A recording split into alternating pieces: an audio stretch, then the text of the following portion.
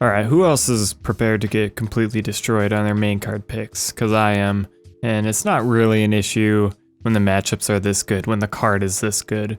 The tough fights are the most fun ones to break down, so here are my main card picks for UFC 209. You may already watch my video on Woodley vs Thompson where I said I was likely going to go with Tyron Woodley this time around, and I have to be honest, I just can't do it. I can't pick Tyron Woodley in this fight, and it stems from the same reasons why I couldn't pick him in some of his other fights, and notably the first fight with Thompson. He just doesn't do enough for me to ever be confident in. I know why he backs himself to the cage. As many of you explained to me in the comments of my last video, Tyron backs up to bait his opponents in. That way he can explode for either takedowns or his right hand. And thank you for your insight, but this is old news and we talked about it in the first fight they had. It also doesn't tell the whole story. It's one thing to bait your opponent in, but when the fish is on the hook, it's time to reel it in. And Woodley will go for long stretches in his fights without doing anything, just scaling the fence until he shells up and stands still. Sometimes he'll explode with the right or go for takedowns, and it's effective. Other times, not so much. Woodley had some big moments in that fight. He'll likely have that in this fight, in the rematch, and I'm fully prepared to see Woodley knock Thompson out with a right hand or with ground and pound like the first fight. But personally, I'm much more comfortable picking Wonderboy Thompson. After watching their first fight a few more times, it just seemed like Wonderboy was having an off day. Had he been a little sharper, more dynamic, with more output like we've seen him in the past, I think Thompson could have walked away with a victory. There will always be the ever-present danger of Thompson eating the right hand of one of the hardest hitters at welterweight and getting knocked out. Perhaps the first fight just happens all over again, but I can't bring myself to pick Woodley and feel confident in it. So contradictory to what I said in my other video, I am going to go with Wonderboy again in this rematch. He's definitely the better conditioned fighter, and he's more dynamic on the feet as we saw in the first fight. So sorry if this throws some of you off, but whether Tyron wins or not, I'm much more comfortable picking Wonderboy, so he'll be my pick in this fight. Which brings me to Khabib and Ferguson. I already made my pick for this fight, and that is Khabib to get the victory. I'm not going to go in depth with this one because I already made a video for it. You can click the card above or check the description. It's a close fight, very much looking forward to it.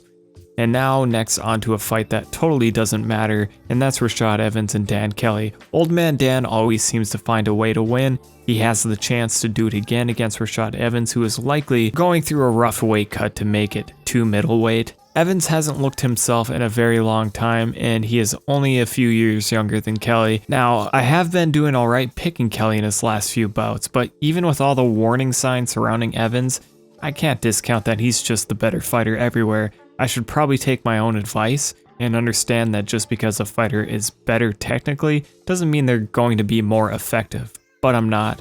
I think if Rashad can narrow down his game plan to just being quick and using his wrestling, he can win a decision. So I've got Rashad Evans in this fight, but really, it's just a fight where I can use the bathroom and grab some food as I wait for Khabib and El Cucuy. The next fight is Vannata taking on David Teymur.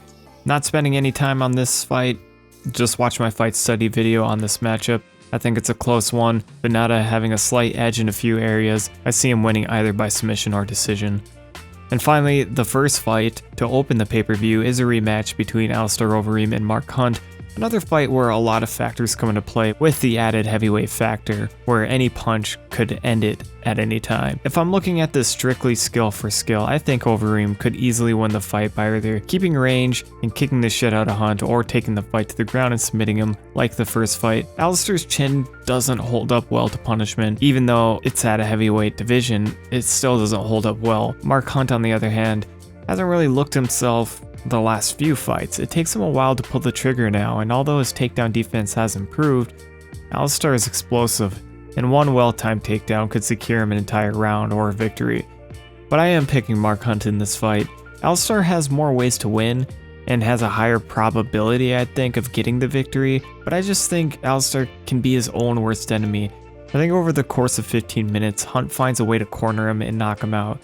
Could be a very slow fight with not much action, or it could end abruptly, and that's the story of the heavyweight division. But I am leaning Mark Hunt to get a knockout victory in this fight. And that does it for my UFC 209 main card picks. I hope you enjoyed it. Please be sure to leave your picks down below. Hopefully You are more confident than I am, and if any of you have some DraftKings lineups you're willing to share, I'd love to see them. Comment, like, dislike, share, subscribe. Thanks. Have a great weekend.